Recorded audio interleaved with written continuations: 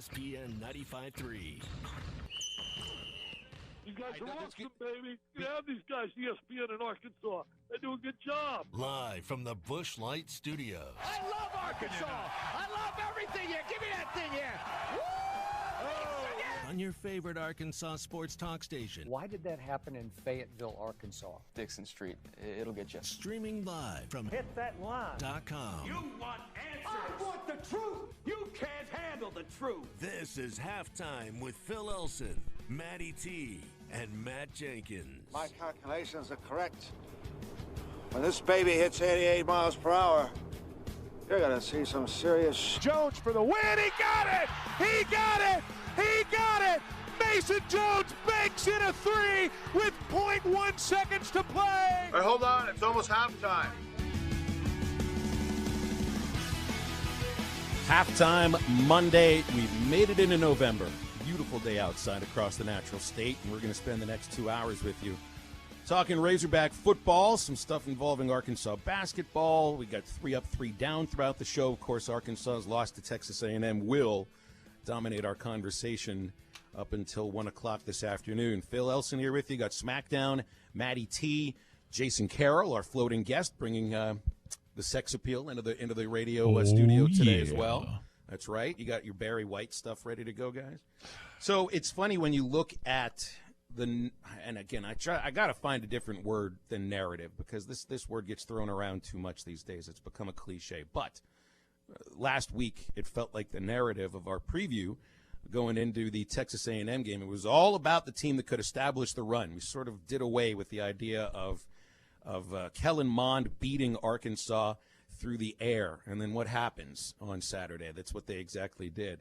They did run. They ran well, but that game was all about Kellen Mond. And to be quite honest, when I was watching him, I'm thinking to myself, this does not look like the same quarterback from the last 3 Southwest Classics.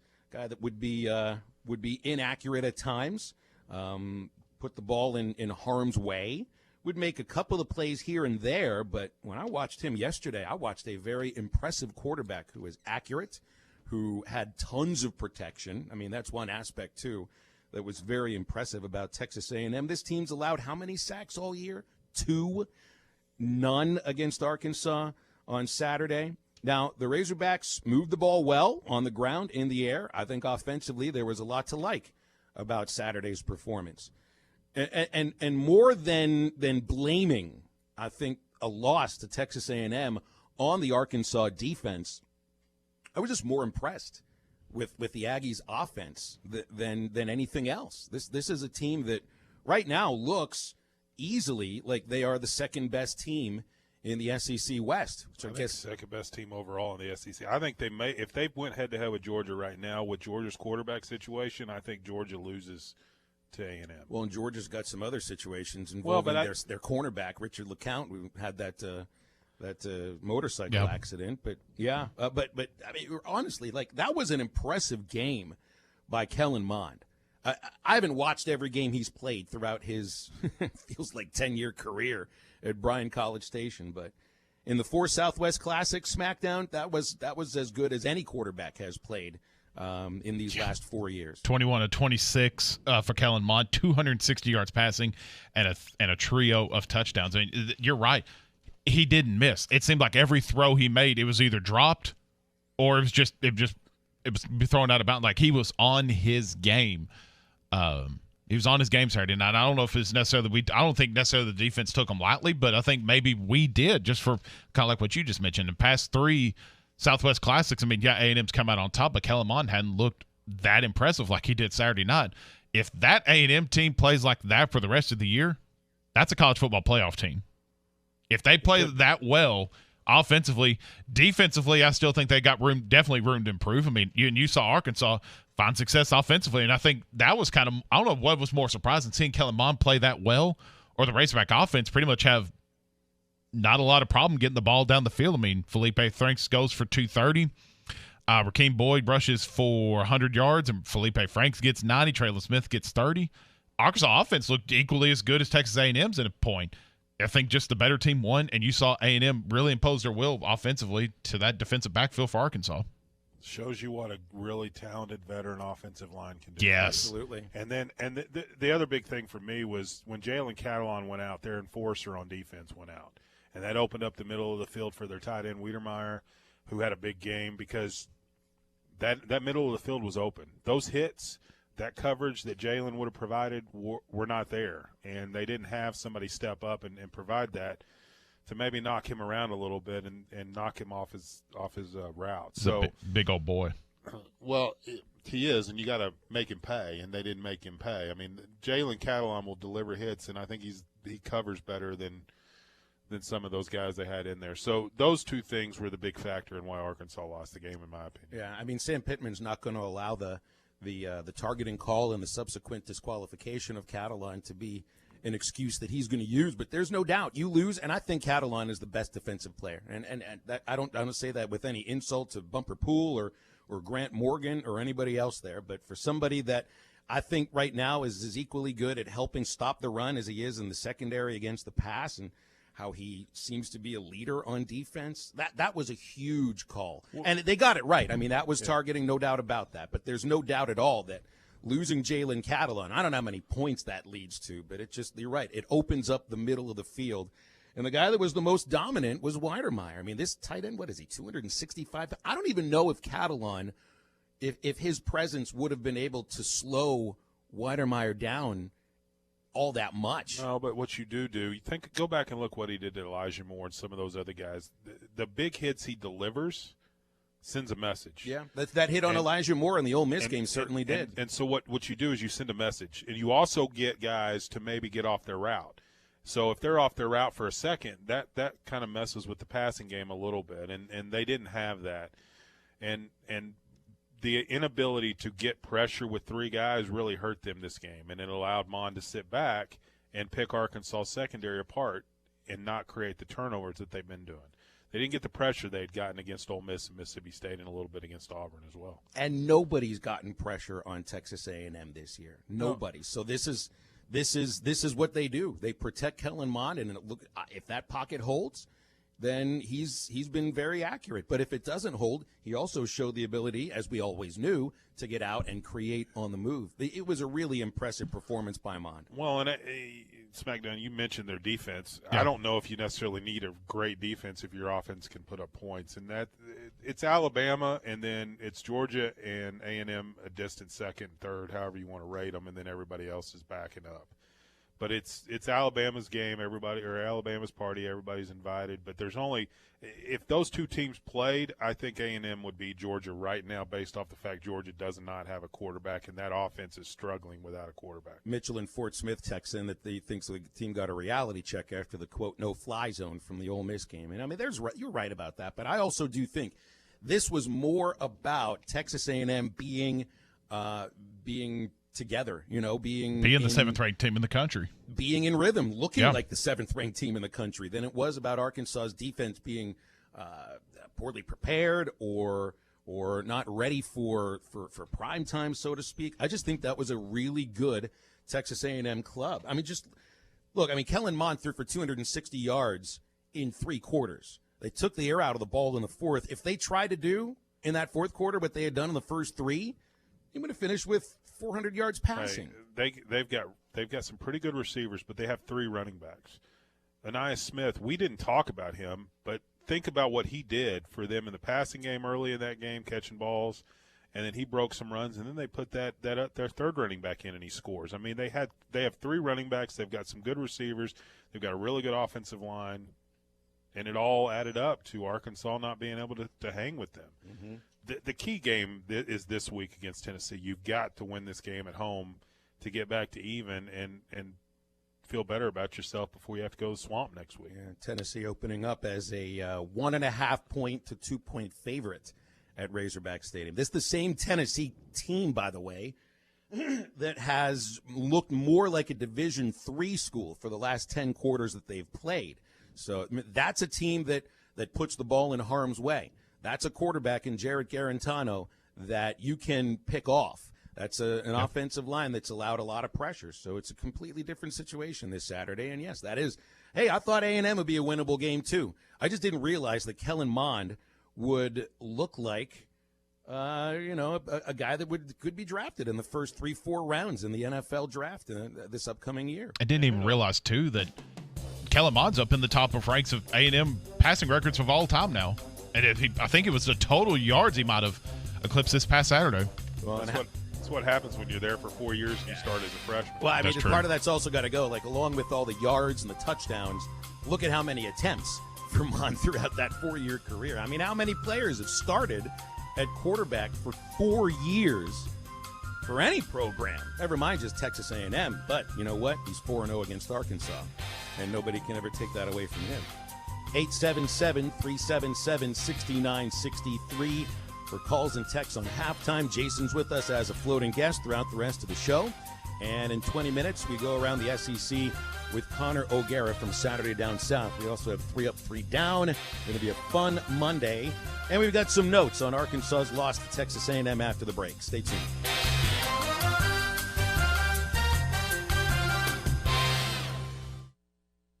I love Arkansas. I love everything here. Give me that thing here. Woo!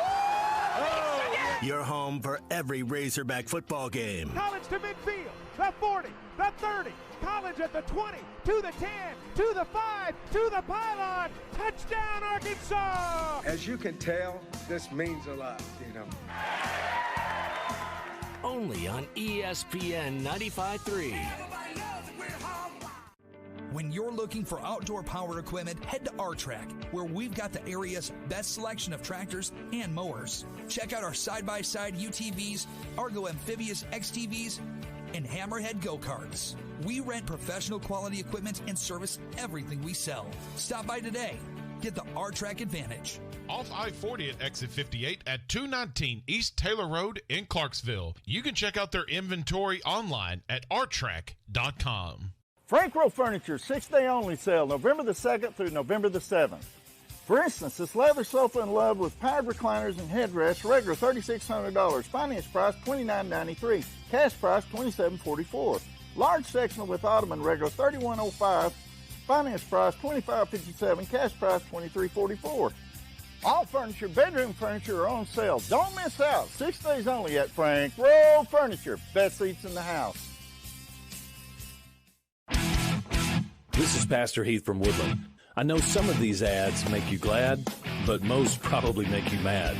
The reason is people believe the lie that heals is better than the truth that hurts. Our purpose at Woodland is to risk the hurt by exposing the lies so you can be wise unto salvation. If you'd like to know more, check out our website, woodlandpeople.church. There you can download our app and listen to our podcast. That's woodlandpeople.church. Tommy Kraft here. When it came time for new gates and some fence repairs at my home, the Fence Man was my first call. The Fence Man does it all, from large commercial jobs to small residential repairs. Wood privacy fence, vinyl fence, commercial or residential chain link, even custom wrought iron fencing. 479-782-3936. 18 months, same as cash financing with approved credit is now available. If it involves fencing, the Fence Man does it. The Fence Man. He ain't afraid of no work. 479-782-3936.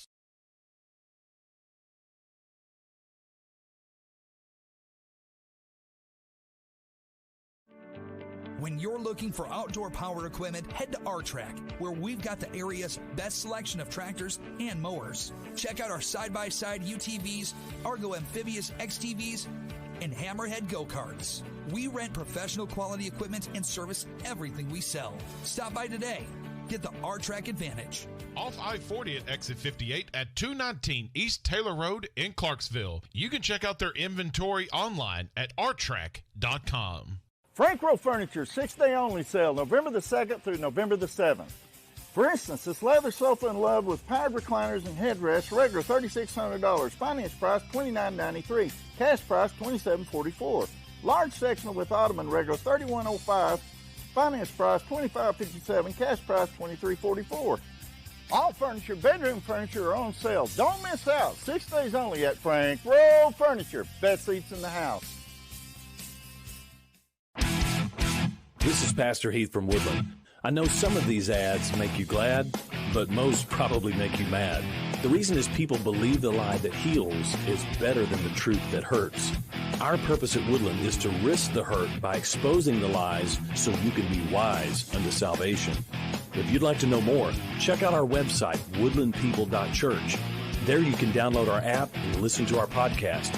That's woodlandpeople.church.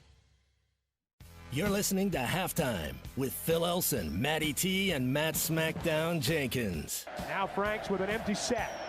On 3rd down and 10, gets the snap, has some time over the middle. It is caught. Burks, touchdown, Arkansas.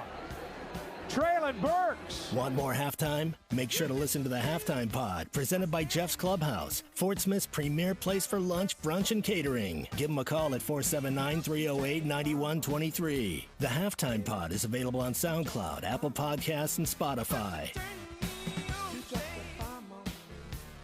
Traylon had himself a nice game, didn't he? Yeah, he did. Start getting used to that. 7 catches, 117 yards, 2 touchdowns. Even had himself a pass attempt. I'm not big on the Traylon Burks pass attempts right now. He puts them up into some pretty dangerous spots. I'm not big on the jet sweeps with him either. Yeah. I mean, those things have not worked once this year. Hey, throw it in his vicinity, though, and the kid's going to catch it. He's really put together draw a great pass year. interference. That's true. That's true. Some notes on Arkansas offense. First time this season that they scored on their first drive of the game. 87 yards, 12 plays, just under 5 minutes. And then, as Jason points out during the commercial break, went 3 and out on the very next drive. That's pretty rare to put together a very successful 12-play drive, almost the full length of the field, and then go 3 and out the next time. It was an impressive opening drive. I mean, I was sitting there watching. They were marching that thing right down the field and running the football. Mm-hmm. They were finding Jason, I was surprised, and not even just necessarily with that first drive, but the way Rakeem Boyd and Traylon Smith were able to run the football and even get Felipe Franks in there as well. That was surprising to me. Boyd looked like he had a burst that had been missing. You saw it on the first run of the game, and when he stretches it outside, he had that burst that I think we saw the last 2 years, and we didn't see it yet. Health and motivation, I think, are a big key for a lot of guys. And when you've struggled through the first 4 weeks and you're healthy and you come back out, I think you run with a purpose, and I think he did on Saturday. 2 90-yard rushers. Boyd going for 100 yards. Franks gained 111 on his rushes, but with the 4 sacks, nets 91. So first game with 2 90-yard rushers since the Alcorn State game in 2016 when Devois Whaley and Raleigh Williams did it. Franks ran better than I expected. I know sometimes people label him as not a running quarterback, but I remember him. It's not like he's a run-first guy, but that's someone that I don't mind him on some designed runs. He's big. I think he's faster than he looks. Most of those weren't designed, though. He was more decisive in the fact that he was not going to hold the ball as long and took off and ran on a lot of those, which was something he hasn't done most of the time this year. Now, he could have done that a couple more times or at least gotten rid of the ball on those 4 sacks, but he was better at making the decision to run earlier in the play than holding on to the ball and taking maybe 3 or 4 more sacks than what he got. So that was a positive from the standpoint that he made the decision to do it and had positive success with most of those runs. Defense did total 6 tackles for a loss. A&M allowing just 3.5 per game leading into this one. So at least you got to them in the backfield a few more times. 14 more tackles for Bumper Poole. 3 tackles for a loss to lead the team. Special teams continues to be a problem. You had the 2 missed field goals by A.J. Reed, 48-49 yards, and still could not, or it's not like A&M punted all that much, but no punt returns on 3 punts. They have 1 punt return this season for negative 1 yard. Isn't that amazing? Was Nathan Perotti. So the hang time is a big deal. Mm-hmm. And they're getting guys that are punting just like they're getting guys that can kick off, and they're not getting kick returns. I mean, they're facing guys that are taking care of special teams, unlike what they're doing with their kick game. And so, yeah, it's frustrating to not see Traylon Burks get out in the open field, but they haven't had any opportunity to. That's the one difference in their punters and other teams' punters is the hang time is allowing those other teams' punters to get down and cover them where they're forcing a fair catch. 877-377-6963 for calls and texts. Eddie in Clarksville. Hey, Eddie. You're on the air, man. Go for it. Good afternoon, gentlemen. My thoughts on the game. Well, another disappointing loss to the Aggies. It's not like Listen to these stats. We outgained the Aggies at total yards. We outgained the Aggies by 50 yards rushing. We almost outgained the Aggies at total time of possession, and yet we lose the ball game. I want to address Coach Biles. I want to know where Trey Knox is at, because we got to get another go-to guy besides Traylon Burks. Is he hurt? Does he have an attitude? If set him on the bench if it's an attitude, and let's get somebody suited up so it can help Traylon Burks. It can help us win ball games, and we can win some of these against top-notch teams. I mean, we had them. I thought we played well enough on offense to win this ball game. It was definitely a game of missed opportunities and missed points. I don't understand. I would like to say Coach Brown and Coach Pittman, listen, we're against these top-notch teams. Let's go for the gusto. If it's 4th and 9, 4th and 11, whatever it is, why not go for it? If it's a 48-yard field goal. I mean, you can't fault you for trying to win a ball game. I mean, you got to go for the gusto. And here's where we lost the game. The Aggies on 3rd down was 7 of 11. That can't happen. I mean, we did not tackle well. We did not cover well. I don't know what happened on defense during the bye week. But Coach Odom, you need to have a heart-to-heart with them, because we got the balls coming in this weekend. And they're going to watch game film. And if we don't cover and tackle any better than we did Saturday, you're going to lose this ball game. So, what's up? Thank you for taking my call. You got it, Eddie. And is this there used to be another radio show that did a whole overreaction Monday thing, right? That's what that felt like a little bit. You can't, I mean, this defense has played their hearts out for the first 4 games. And it's not like they didn't play their heart out or try as best as they could this past Saturday. So I wouldn't take one rough performance and say, well, it's gut check time, everybody. Now, here's the other thing, too. So A&M, 7 of 11 on 3rd down. They were 7 for 8 through the first 3 quarters. Take away the 4th quarter, in which A&M just took the air out of the ball. Arkansas scores 14 unanswered points. That quarter did not matter. Arkansas's offense did not keep up with Texas A&M's offense. If you just look through the actual game itself, which was quarters 1 through 3, A&M 421 yards, Arkansas 294. A&M 8.4 yards per play, Arkansas 5.5.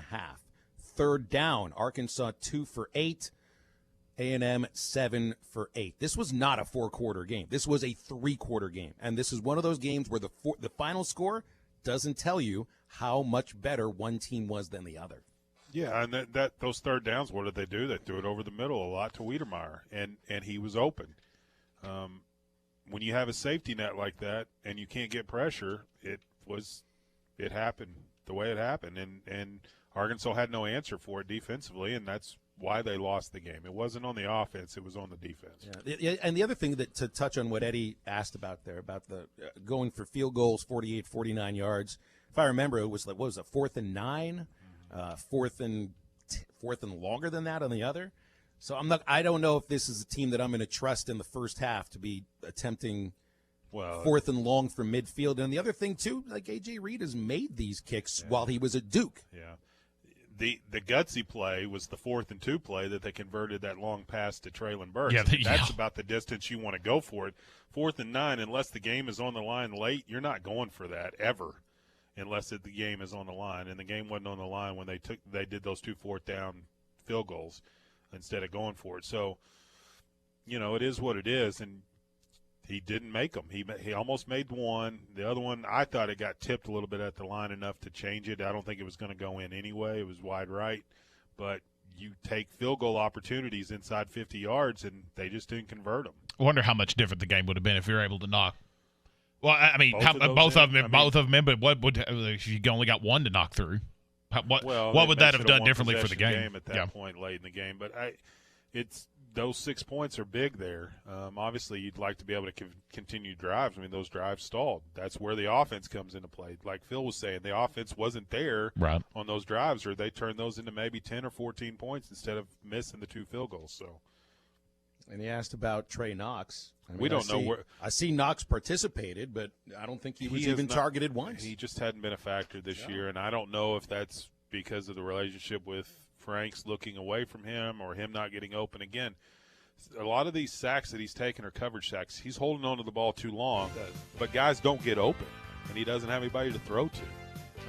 Doesn't have that safety net to check down to right now, and Trey Knox, for whatever reason, has not been a factor, and it's likely because he doesn't get open and doesn't have that relationship with Franks. Burks and Hudson Henry combining for 13 of the 23 catches by Arkansas receivers. Davion Warren held in check, so that's kind of slowed down a little bit. And, you do need another receiver to count on. It felt like Warren would have been that guy. Mike Woods, maybe. It's good to see Hudson catch, 6 balls. So maybe he's emerging a little bit. Speaking of emerging, we will have our emerging guest, Connor O'Gara from Saturday Down South next for a look around the SEC. Not a single close game. Every game decided by 11 points or more. So we'll talk about that after the break. Get questions in with us at 877-377-6963. And we are right back. Progressive presents The Sounds of the Old World. The year is 2019, and someone is getting up to use the bathroom at the stadium.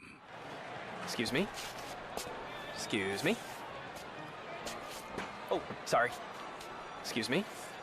You mind if I just squeeze by here? This has been The Sounds of the Old World. Brought to you by Progressive, where drivers can still switch and save like it's 2019. Quote today at Progressive.com. Progressive Casualty Insurance Company and Affiliates. At Shell, we know from the time you get up to the time you wrap up, good night, there's a lot of meetups, eat-ups, and hurry-ups. So come to Shell and get 3 things done at once. Fill up with Shell V-Power Nitro Plus to help keep your engine running like new. Save up with the Fuel Rewards program and never pay full price for gas again. And snack up with in-store rewards to save even more at the pump. Make the most of the stop you need to make with Shell and engines that continuously use Shell V-Power Nitro Plus premium gasoline. See full terms and conditions at fuelrewards.com.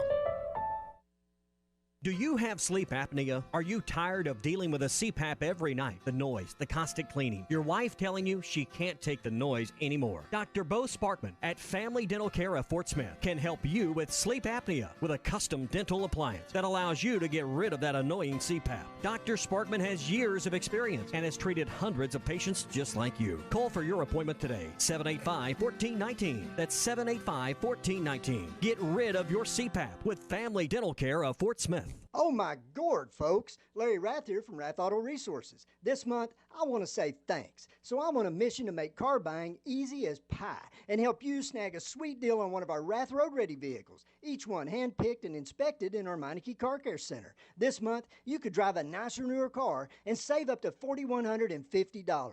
That's a lot of dough. So if your old ride is flaky, crusty, burnt, or rusty, don't let it squash your happiness. Trade it for a nicer, newer car now, even if you still owe money, and save up to $4,150. Plus, my For the People approval process makes financing your nicer, newer car easy as pie. Keeping the car you have? Get it ready for winter in our Meineke Car Care Center with half-off brakes and buy 3, get 1 free on all tires. Deals this delicious won't last long, so visit us today at Arkansas's favorite used car dealer, Rath Auto Resources, and the Meineke Car Care Center, 4515 Towson Avenue, Fort Smith, or online, rathauto.com. River City Bistro is Fort Smith's favorite place for lunch and dinner. Open 7 days a week, both on the open-air patio and air-conditioned dining room for your safety and comfort. River City Bistro is locally owned and open weekdays 11 to 8, Saturdays 10 to 8, and Sundays 10 till 3. Want River City Bistro curbside to go? Just search on Facebook or Instagram for River City Bistro or go to rcbistro.com. River City Bistro, 7320 Rogers Avenue in the Stonewood Village Shopping Center. We're now living in uncharted waters with the spread of COVID-19. With the partial closing of a lot of businesses, sadly, some will soon try and turn your possessions into their possessions. Guardtronic has been providing security for homes and businesses for over 60 years. Whether you need a camera system to keep an eye on things or a complete home security system, call Guardtronic 479-785-2323 or go online to guardtronic.com. We have so many worries these days, safety should not be one of them. License E50. Are you feeling like your business technology works like a wishbone, wishing it would just work? If your business is operating without a true technology backbone, now's the time to make a change. With Pinnacle Telecom, you can get blazing internet speeds and cloud voice service options that will make your business work for you. Don't waste precious time just wishing your technology would work. Let the reliability of Pinnacle Telecom be the backbone of your business technology. Pinnacle Telecom, tomorrow's technology today. This is ESPN 95.3.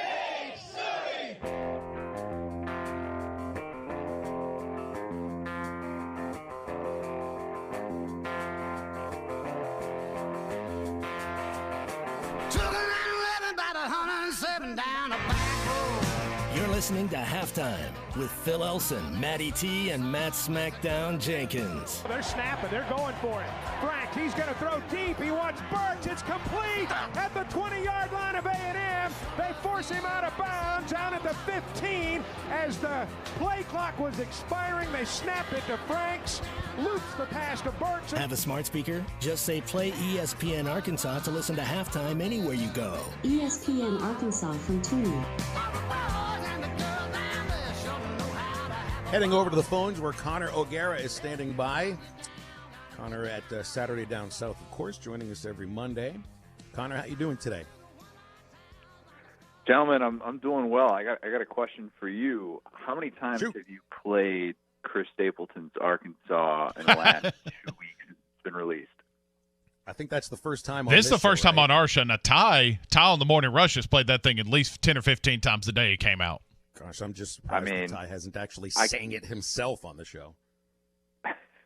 I can't blame him. If Chris Stapleton made a song about my state, which take your guess as to which state that is at this point. I don't really know. I could probably claim about 4.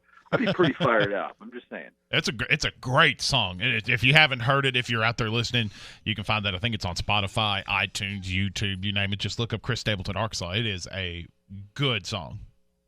Best thing of 2020 for the state. We can puff our chest up here a little bit. Interesting game at Kyle Field on Saturday, Connor, and it went totally against the story that all of us built up throughout the week, that it was all going to be about Texas A&M's running game and that Arkansas would have to establish the run.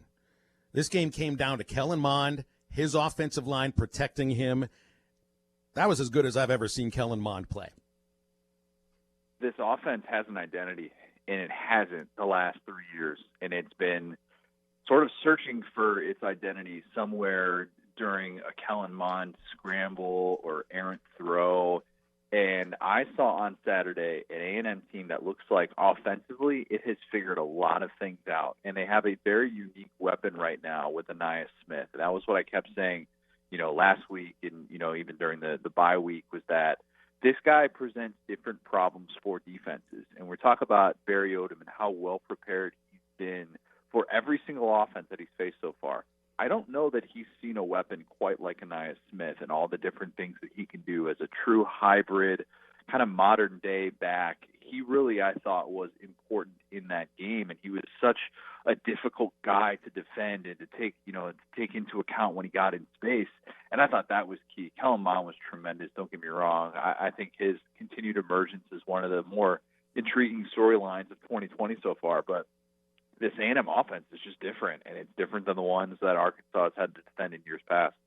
Well, the storyline of A&M's offense is really intriguing because the whole thought for the first 5 weeks is that, without Jamon Osmond, when he opts out, they don't have a group of experienced receivers that can make plays. It's not what I watched on Saturday. I watched guys that can make plays, and this tight end, Weidermeyer, other than Kyle Pitts, he might be the best pass-catching tight end in the SEC. So the thought of A&M being just a run-heavy offense, I don't think of them like that anymore because Arkansas's secondary was really good, but they got shredded.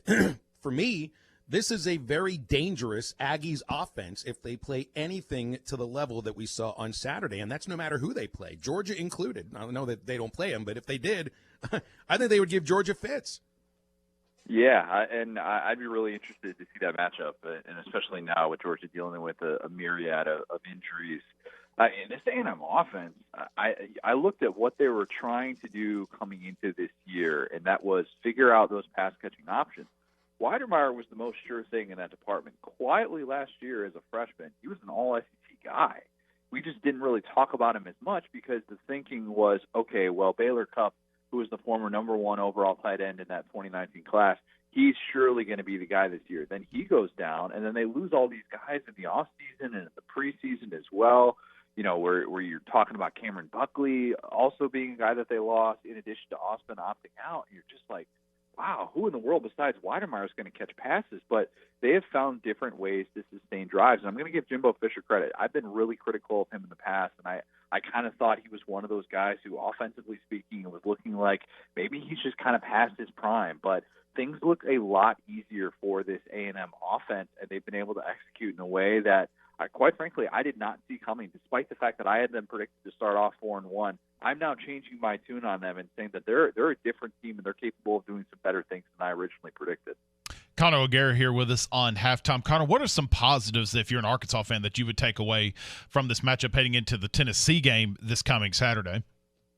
If Arkansas was going to have a chance to potentially get to maybe a 4-6, a 5-5 year, which I thought would be an A-plus sort of effort from Sam Pittman in year one, it was going to need Rakeem Boyd to be Rakeem Boyd, and he was in this game. That's the good news. You get him to 100 yards, he looked healthy. And to me, that's a different sort of element to add to this offense when, they really haven't had the benefit of him looking like himself early in this year. And the fact that they've been able to get off to that great of a start is a testament to Kendall Briles as well.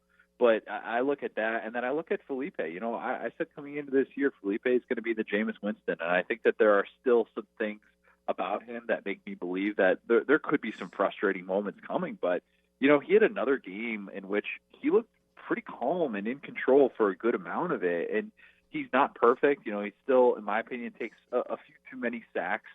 But at the same time, he didn't make that necessarily back-breaking mistake in that game. And I thought that's the type of effort that you can take from him. And, I think the last, 4 weeks, really, ever since that opener against Georgia, had a lot more highs than lows. And I think if you're this Arkansas offense who's looking to build and looking to find this identity, find an identity like what A&M has, I think that seeing those two guys play like they did was encouraging. Let's jump around the SEC and get your thoughts on what happened out here. And I first want to start, what in the hell happened with LSU and Auburn this weekend? Good Lord. I don't think anybody was expecting the beatdown that Auburn put down on LSU.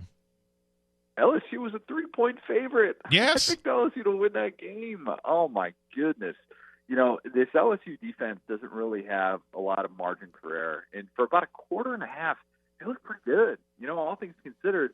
And then the turnovers happened. And you had a true freshman make mistakes that you just cannot make in a game like that against a team like Auburn, who has Kevin Steele, the highest paid defensive coordinator in the country. And that was a vintage Kevin Steele game. And once that happened and they got those game-changing turnovers, it completely flipped the script. Bo Nix settled in. Chad Morris called a great offensive game. I know. I have said that very, very few times in my life. He did. I'll give him credit. I can't believe I just heard those words. I know. And you just bleep that. Actually, go back and for the podcast version, bleep that out. But, I was blown away because, they were good high percentage throws. They were getting, big chunks of yards from their receivers as well. And the play at the end where you get Anthony Schwartz on single coverage, and that's the throw and catch that they've been drawing up for a long time on the Plains. And I think that, what we saw from LSU was just more of the same. LSU, I made a comparison. It's like 2013 Kentucky basketball. That was the team that, coming off that national title team with Anthony Davis and Michael Kidd-Gilchrist, all these guys going to the NBA, 2013 Kentucky lost the first round of the NIT to Robert Morris. And it had like Kyle Wiltshire and like a handful of guys who are like, yeah, they're talented, but they have no glue. They have no alpha. And that week to week, they just are totally unpredictable. LSU is a shell of its former self, and that's going to remain to be the case in this all SEC season that we're having. And when you look, also the other game I want to touch on before I throw it back over to Phil, with the Florida-Missouri matchup, obviously Florida comes away with the victory, but I'm curious what made you shake your head more, that brawl right before halftime happened or Dan Mullen coming out as Darth Vader for the press conference? What made you shake your head more? The brawl. Yeah. Dan Mullen's got to settle down. There's no reason to get that worked up to where you got a state trooper separating you from the referees in the middle of a game? What? Like, this wasn't just yelling at the refs. And I know Florida fans are going to defend it, and they're going to say, yeah, that's my coach. I love what he's doing. I love how the players are responding. That's all well and good. If you're a coach of a team that's trying to win an SEC championship, make it to a playoff, you got to be more in control than that. And we've seen early on this year, Dan Mullen's been, in a different sort of mood. And we saw it after the A&M game where he has that reaction to the A&M crowd, and he's like just too fired up. And, for someone who is so calm, cool, and collected for the majority of the time, it seems like he lost it. He absolutely lost it. And there's no place for that. And, you can go back and watch that. He wasn't even standing up for his quarterback. He said he didn't even see the play at the end of the half that happened with Kyle Trask. But then, his actions crossing over, into the Mizzou bench area or near it was what incited that entire brawl. I don't think that type of behavior from an SEC head coach, much less one trying to get to the playoff, has any sort of place. And I think that Florida fans who are, excusing that as passable behavior, I think they have their blinders on. Oh, that would never happen with an SEC football fan base. Come on. That reminded me a little bit. I know it's much different because he was at the end of his career when it happened, but the whole Woody Hayes incident on the sideline punching one of the opposing wide receivers, Mullen's lucky that he got held back, because if he didn't, honestly, you could end up with a suspension for the rest of the season. So the last thing I want to touch on with you here, Connor, we got Tennessee, Arkansas Saturday. This is in Fayetteville. Tennessee has looked like a low-level college football team for the last 10 quarters that they've played. I mean, they've been blown off the field in those 10 quarters. They're a favorite, according to Vegas, by 1 point, 1.5 points. But that just, I'm thoroughly surprised at that. Give me a couple of thoughts on what you might expect to see this weekend, Arkansas versus Tennessee. Tennessee defense, still good. Let's not discount the Tennessee defense. Henry To'oTo'o is still playing at an All-America level. That defense is not getting enough help, and they are capable of frustrating the Arkansas offense. The Tennessee offensive line and that ground game still can have some big chunk plays in this one. The quarterback situation for Tennessee remains a mess. If I am Jeremy Pruitt, I'm going to Harrison Bailey coming off of a bye week, and knowing that Barry Odom has been so well prepared, if he gets to face Jared Garantano, man, he's going to be licking his lips on Saturday, because that is an enticing matchup for somebody who's just drawn up all sorts of ways to confuse offenses. I think that would be a big mistake on Jeremy Pruitt's part to have anything but Harrison Bailey as his starting quarterback. But, yeah, very, very interesting game, and one that is going to be much, much closer than I would have originally predicted. Yeah, outscored 82-24 in their last two games, and then, of course, got outscored 14-0 or maybe 28-0 in the last two quarters against Georgia. So, I mean, that's pretty ugly. We'll see what happens on Saturday, Connor. But always appreciate your time. Thanks so much, and have a good week. Thanks, Connor. Yeah, appreciate it, guys. Connor O'Gara from Saturday Down South. By the way, what do you think is the worst hire for an assistant coach in the SEC this year? You think Bo Pelini's going to make it through the season? Guy's making like $2 million a year. That? He sure ain't earning it, that's for sure. Well, maybe there's a defensive coordinator position open at that middle school in Tennessee where John Chavis is taking his career. Ed Orgeron should just take it over and get rid of him. Absolutely. See if that happens. Hey, by the way, don't forget, if you own a business that needs more security or more curb appeal, it's the Fence Man. They'll be over for a quick, no-obligations quote if you just call 479-782-3936. Fence Man's been doing it over 40 years, and nobody does it any better. Gates, controlled access card readers, much more. That's the Fence Man, 479-782-3936. Fence Man, a division of Quantum Property Services. First hour to wrap up after the break. Stay tuned. Whether it's a game day, a holiday, an office function, or your family lunch or dinner, Whole Hog Cafe in Fort Smith is ready to serve you their award-winning barbecue and sides. Call either of the Whole Hog Fort Smith locations on Borough Road or Phoenix Avenue, or go online to wholehogfortsmith.com and check out their buddy packs and party packs. Both Whole Hog locations are open with limited seating until further notice. They're open 11 till 6 Tuesday through Saturday. Experience award-winning barbecue and sides at Whole Hog Cafe today. Come get you some. 2728 Townsend Avenue is your off-road and performance center headquarters. They've got everything from lift kits, wheels, LED light bars, UTV parts and accessories, winches and tires. Need general 4x4 repair? No problem. Come get you some has one of the largest 4x4 shops in the States. They do it all, from installing a bug shield to building some of the baddest off-road machines in the country. Call them today at 782-6833. That's 782-MUD. Or check them out online at cgysoffroad.com. Come get you some. Evans Body Shop wants you to know that we are here for you. During this uncertain time, let us take the wheel and get your car repaired so you are ready to roll when the time comes. We offer pickup and delivery and will sanitize your vehicle during your complimentary detail that is done with all repairs. Don't want to get out at all? We have you covered. We offer a mobile estimating tool that allows you to take a few pictures and we will email or text your estimate directly to you. Check out our website or Facebook for more details. Evans Body Shop, where we meet the nicest people by accident. Tommy Kraft here. When it came time for new gates and some fence repairs at my home, the Fence Man was my first call. The Fence Man does it all, from large commercial jobs to small residential repairs. Wood privacy fence, vinyl fence, commercial or residential chain link, even custom wrought iron fencing. 479-782-3936. 18 months, same as cash financing with approved credit is now available. If it involves fencing, the Fence Man does it. The Fence Man. He ain't afraid of no work. 479-782-3936. Arkansas Fuel Injection in Fort Smith has been providing quality work for all new and rebuilt diesel pumps and injectors for over 25 years. They are a certified diesel shop with a team of quality technicians that ensure the highest quality workmanship and warranties all their work. They are open Monday through Friday 8 to 5 and has emergency service available 24 hours a day. For all your diesel pump, fuel injection, and parts need, stop by Arkansas Fuel Injection, 6300 South 29th Street, Fort Smith. Call them today at 1-800-817-7709. Arkansas Fuel Injection.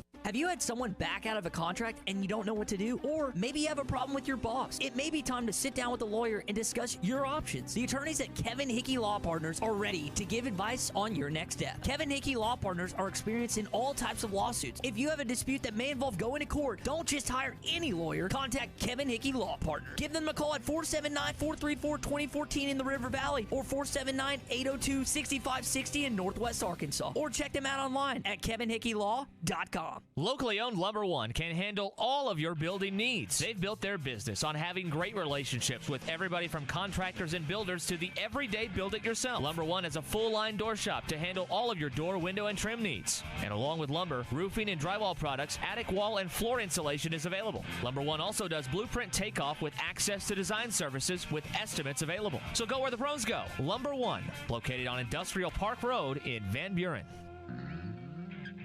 Whether you're buying your first home, building your dream home, or simply refinancing to access your home's equity, navigating the mortgage process can be intimidating. Chambers Bank is here to help you every step of the way. Family owned in Arkansas since 1930, Chambers Bank provides you with the convenience of an online mortgage application process and the confidence of knowing you'll be working with experienced local bankers. We understand the value of home ownership in the natural state because we live here too. Contact us today and let us help you with your mortgage. Chambers Bank, member FDIC, equal housing lender, NMLS 631520.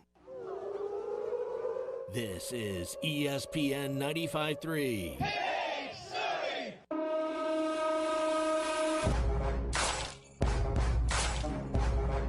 Want more halftime? Make sure to listen to the Halftime Pod, presented by Jeff's Clubhouse, Fort Smith's premier place for lunch, brunch, and catering. Give them a call at 479-308-9123. The Halftime Pod is available on SoundCloud, Apple Podcasts, and Spotify. All right, you guys, podcast time. Now, back to the guys. Here's Phil Elson, Matty T, and SmackDown. Well, it makes sense. We just talked about this incident with Connor O'Gara from the Mizzou, Florida game, and now the suspensions and fines have been announced by Greg Sankey about 15 minutes ago. His quote, "No place in college football for the kind of incident took place at halftime the Missouri-Florida game Saturday night. Everyone involved is responsible for meeting sportsmanship standards throughout each game. Running on the field to confront a game official, the gathering of teams in an on-field confrontation, and student-athletes throwing punches are all disappointing at any time, even more so as we work to support healthy competition during a pandemic." So the following players are suspended for the first half of the Florida-Georgia game: Zach Carter and Antoine Powell. That's a defensive lineman and a linebacker.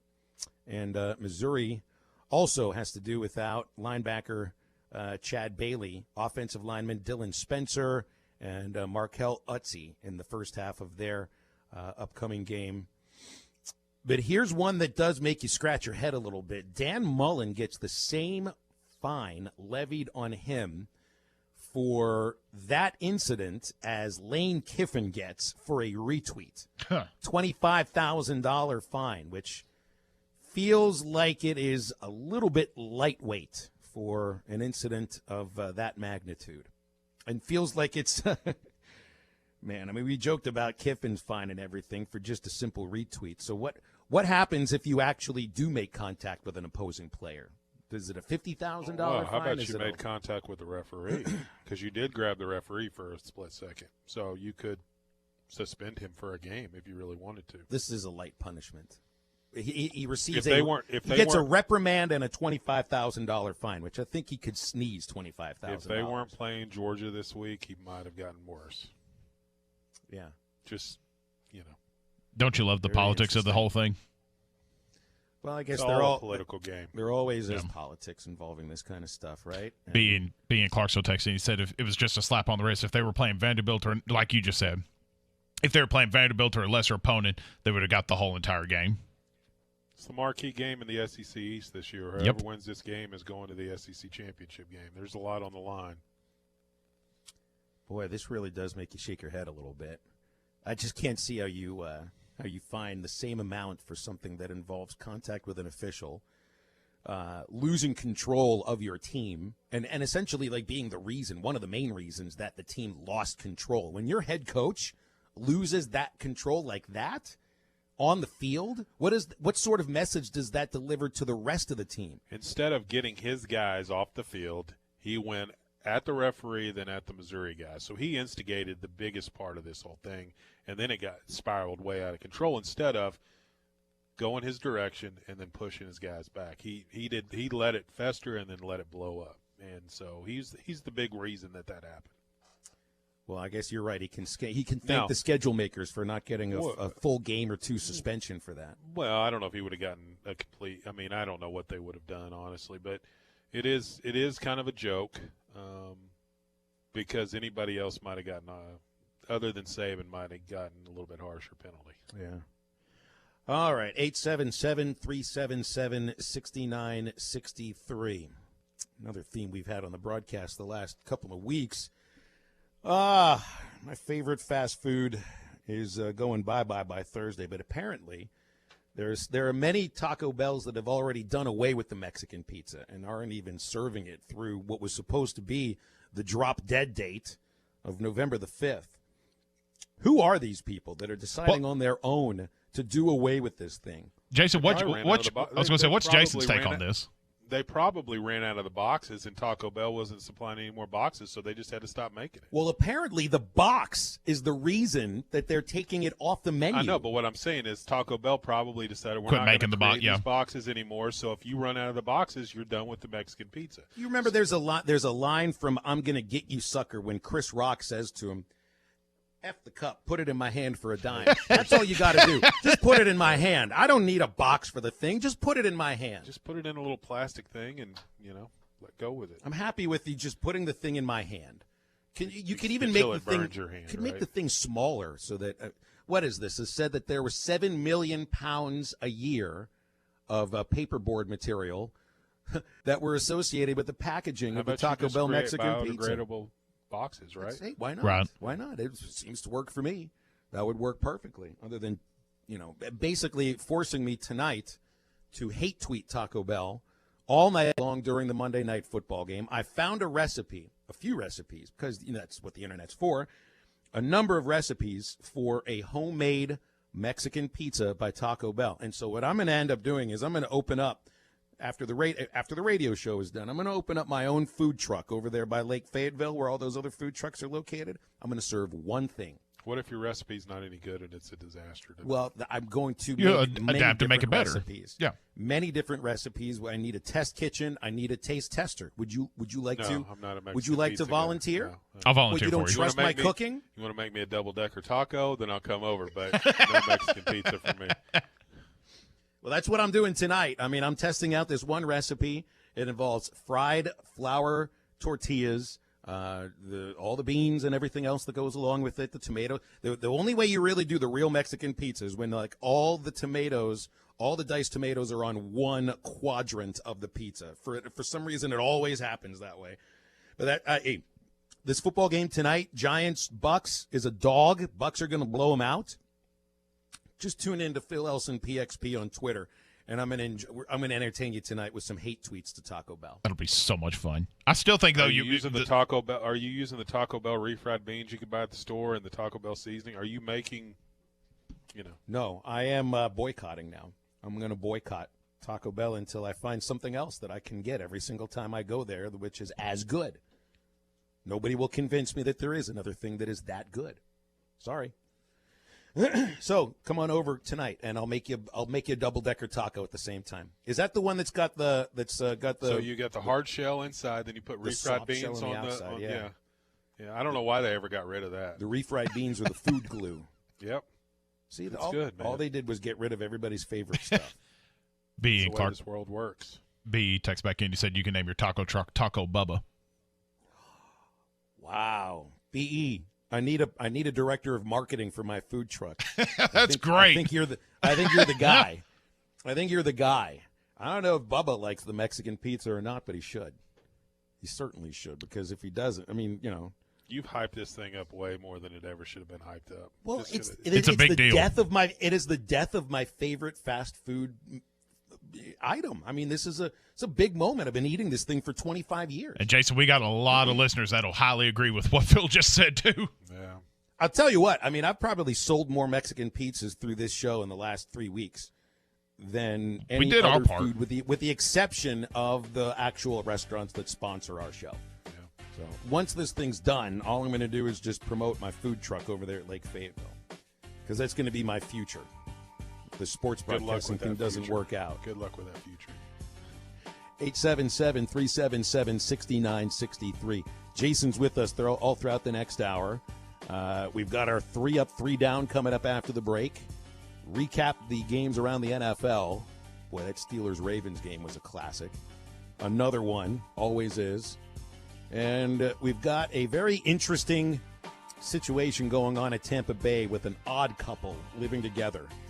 We'll come back after the break into the second hour of halftime. Stop in today at Randall Ford, where you'll find over 150 pre-owned cars, trucks, and SUVs in stock. We have what you want at the price that will fit your budget. We have 35 certified pre-owns. We even have over 25 vehicles under $10,000 and no payment for 90 days. All used vehicles go through a 115-point safety inspection. Plus, we will deliver your new purchase right to your front door. Randall Ford, 5500 Rogers Avenue, or online 24/7 at randallford.com. Home of the lowest price guarantee. Introducing Budweiser Zero. 0% alcohol, 0 grams of sugar. Full Budweiser flavor. For all the moments you want a beer and need to stay on your game. Budweiser Zero. 0 alcohol, 0 compromise. Wave Rural Connect is bringing state-of-the-art fiber internet, TV, and phone service to your home. Get amazingly fast fiber internet as low as $49.95 per month. TV packages start at $32.95. Fiber phone service starts at $29.95. Go to signup.waveruralconnect.com or call 1-833-4WAVE-RC to find out if we're installing in your area. Arkansas Valley Electric Cooperative and Wave Rural Connect, changing the communities we serve. This is Brett Good, former Razorback and Super Bowl champion with the Green Bay Packers. Everyone loves to be on a winning team. That is why I have joined Henderson Phillips Employer Solutions. Henderson Phillips can help you tackle all your employee benefit, health insurance, and staffing management solutions. Plus, I can help you with any commercial or personal insurance need. Come join my team at Henderson Phillips. Call me, Brett Good, at 479-651-2292. That's 651-2292. Hey, this is Ted with Ed Walker's Drive-In. For more than 70 years, Ed Walker's has been the place to go for the best French dips and hand-patted hamburgers in town. Blue Plate Specials served Monday through Friday, and we're still the home of Fort Smith's only 5-pound hamburger. We're open 10 a.m. to midnight, 7 days a week. Call ahead for pickup, 783-3352. Ed Walker's Drive-In, 1500 Towson Avenue in Fort Smith, where the legend lives on. ESPN Arkansas weather. Our weather overnight, cool temperatures will be in the low to mid 30s with clear skies. Tomorrow looks fair. Plenty of sunshine and our highs in the upper 50s to low 60s. It'll be clear on Monday night, warming up on Tuesday, sunny and mid to upper 60s. I'm meteorologist Steve Hamilton with your forecast on ESPN Arkansas. Hertz Car Sales. Make the short drive to 2810 Midland Boulevard. Call them today at 783-1722 or check them out online at buyfromhertz.com. I hate everything you just said. KERX Paris Fort Smith. This is Halftime, coming at you from the Bushlight Studios on ESPN 95.3. They're hilarious.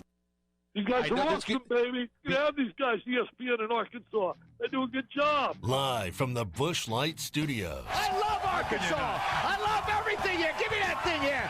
Woo! On your favorite Arkansas sports talk station. Why did that happen in Fayetteville, Arkansas? Dixon Street. It'll get you. Streaming live from Hit that line. .com. You want answers. I want the truth. You can't handle the truth. This is Halftime with Phil Elson, Matty T, and Matt Jenkins. My calculations are correct.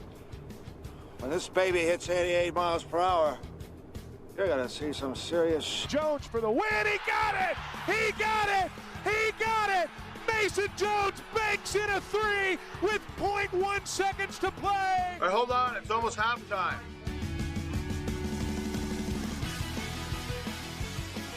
And into the second hour here on Halftime. Phil, SmackDown, Matty T, and Jason Carroll floating in the studio for the next 60 minutes. Number for calls and texts is 877-377-6963. We'll get you set for Arkansas, Tennessee throughout the week. We still have a couple of days to recap Arkansas versus Texas A&M. Your thoughts on the game. Good things offensively from this team, that's for sure. But a lack of splash plays defensively kind of did them in.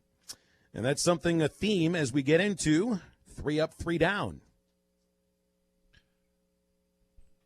Oh, my computer froze right Oh, don't worry about it. Now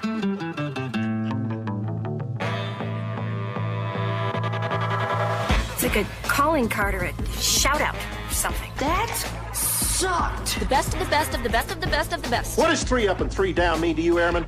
End of an inning. Well, that's not the worst part. What is the worst part? It's time for 3 up, 3 down.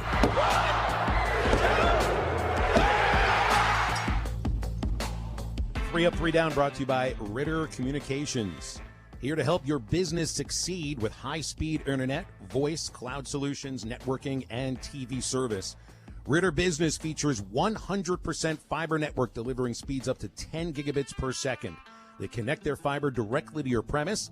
They'll customize your services to fit your business needs perfectly. This is Ritter Business Communications. They know you by name. They're accessible every hour, every day of the year. They will check in on you rather than the other way around, and they're based right here in Arkansas, where Ritter was founded over a century ago. It's Ritter Business Communications, ritterbusiness.com, or 888-336-4249. My first up are maligned quarterbacks, Kellen Mond and Bo Nix. I remember a couple weeks ago I said I would take Matt Corral over Bo Nix any day. Kellen Mond was not expected to be the reason that the Aggies defeated Arkansas, but both these guys had huge games. We've already been through Mond's numbers, but for a guy who was described so often as someone who did not improve all that much throughout his career, he certainly looked like he improved on Saturday. Nix was 18 of 24 throwing the football for 300 yards, 3 touchdowns, no interceptions, and ran for 81 yards on 11 carries, plus a touchdown.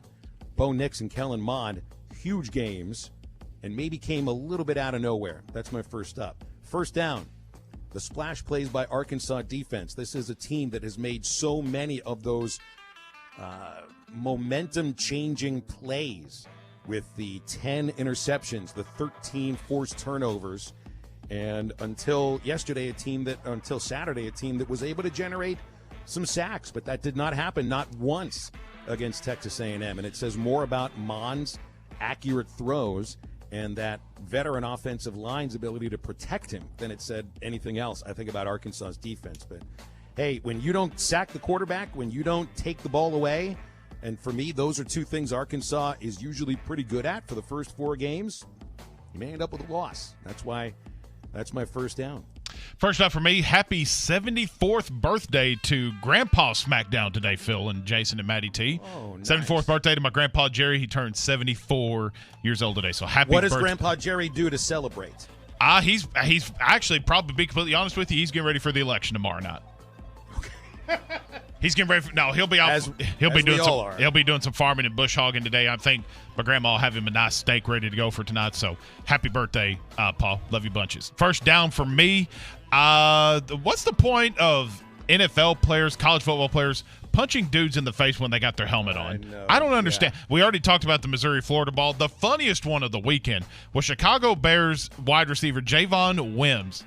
Did you guys see this fight with him? It was some of the most entertaining stuff I've ever seen in my life. If you haven't seen it, go find it on YouTube or Twitter. It is hysterical. Describe to me what you saw. It looked like 1990s WWE divas throwing punches at each other. It was hysterical. And he threw just a hand at his helmet, shifted his helmet back a little bit, then did it again, and then all hell broke loose. Was this the one guy said that the other punched like a woman? Yes, exactly, same thing. So let him get into the ring with Layla Ali and think what he thinks about a woman. Yeah, exactly. So that's my first down for me, Phil. All right, second up, John Lester, former Cubs left-hander, wanted to show gratitude to Cubs fans after his option was declined by Chicago over the weekend, and so he announced that he would be paying for everybody's first beer at 4 different Chicago bars over the weekend. Now, whether or not you're at a bar these days, hanging out on the weekend, I guess is another thing. But they took him up on this. Sunday, Lester tweeted that 3,466 beers had been charged to his credit card, totaling $25,637, which oddly enough sounds exactly like the fine that Dan Mullen is going to be paying to the SEC. Would have been able to spend that money on beer for Florida fans. Sounds like a better idea. Second down, close games in the SEC, because there weren't any. Not one. You had 2 11-point games, Georgia-Kentucky, which was not very much fun to watch. And then Arkansas losing to A&M by 11. Otherwise, 41-0 Bama over Mississippi State. Ole Miss 54-21 against Vanderbilt. We mentioned Auburn's blowout win over LSU, in Florida ran a track meet against Mizzou. So, hey, I think you'll have some closer games this next week with Arkansas, Tennessee, and with Florida, Georgia. But as far as some competitive games this last weekend, didn't really happen very much. Second up for me, the Pittsburgh Steelers. It was an incredible game last night yesterday afternoon, I guess I should say, with the Ravens. Incredible game, and I think it's easy to say. We'll talk about this here later in the show. I think the Steelers are easily the front runners for the Super Bowl. So good for them. That was a heck of a game to watch this weekend.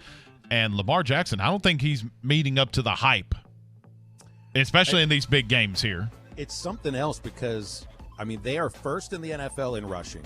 Yep. And if not last in passing, pretty darn close to it. Though that was such a great football game. Awesome. I love when the Ravens and Steelers get together, even when Pittsburgh loses. It's just so much fun. That was an outstanding ball game. Second down for me, and you didn't even take 5 minutes into the game Saturday to get on Twitter and look at all the fans already griping and moaning about the referees. Like, I get it. I get 110% that this officiating staff or that head official, I'm blanking on his name just right off the bat, so forgive me for that. Get over it and move on. I was at Orr Chevrolet Saturday, helping those over there, hanging out with them for a while. And the Oklahoma fan he turned to me, and he was being sincere about it.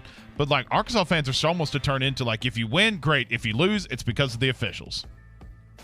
And that's I don't want to have that. Texas A&M was penalized for twice the yardage that Arkansas was penalized. Oh, I agree. But God forbid it's not because Arkansas lost. It's because of the referee. So down to me to all those fans griping and moaning.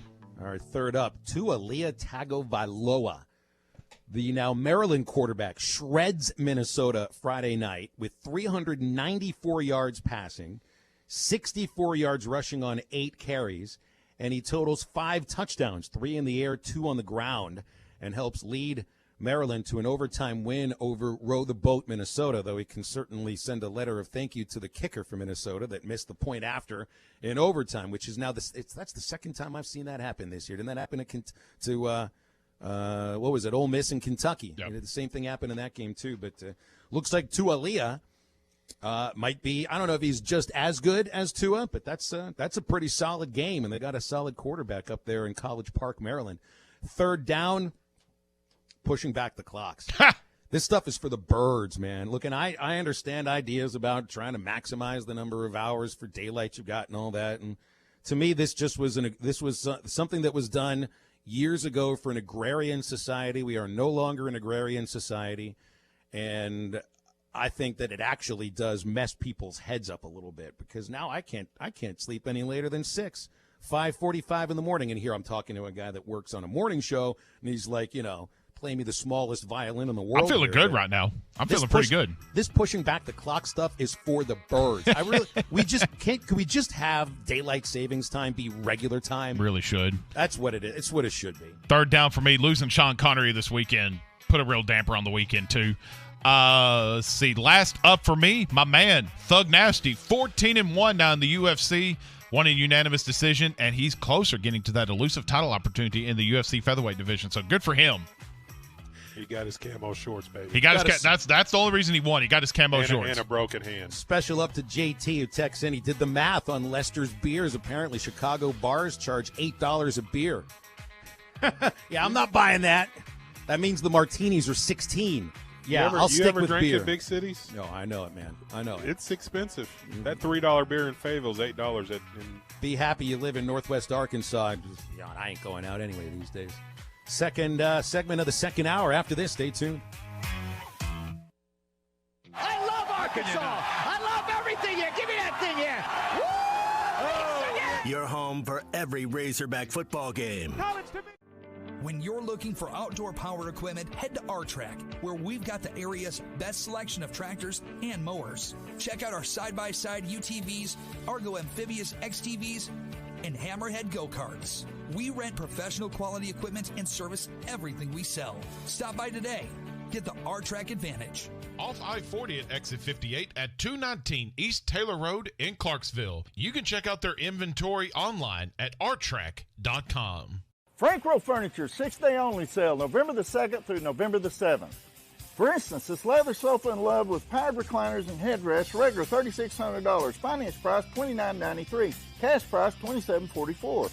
Large sectional with ottoman, regular $31.05. Finance price $25.57. Cash price $23.44. All furniture, bedroom furniture are on sale. Don't miss out. 6 days only at Frank Rowe Furniture. Best seats in the house. This is Pastor Heath from Woodland. I know some of these ads make you glad, but most probably make you mad. The reason is people believe the lie that heals is better than the truth that hurts. Our purpose at Woodland is to risk the hurt by exposing the lies so you can be wise unto salvation. If you'd like to know more, check out our website, woodlandpeople.church. There you can download our app and listen to our podcast. That's woodlandpeople.church.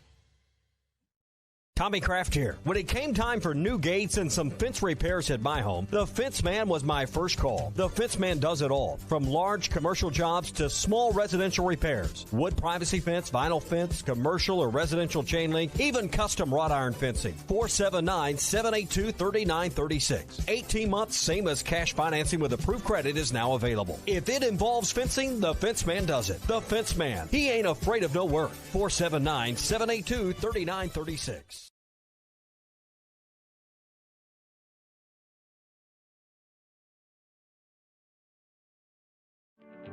When you're looking for outdoor power equipment, head to R-Track, where we've got the area's best selection of tractors and mowers. Check out our side-by-side UTVs, Argo amphibious XTVs, and Hammerhead go-karts. We rent professional quality equipment and service everything we sell. Stop by today.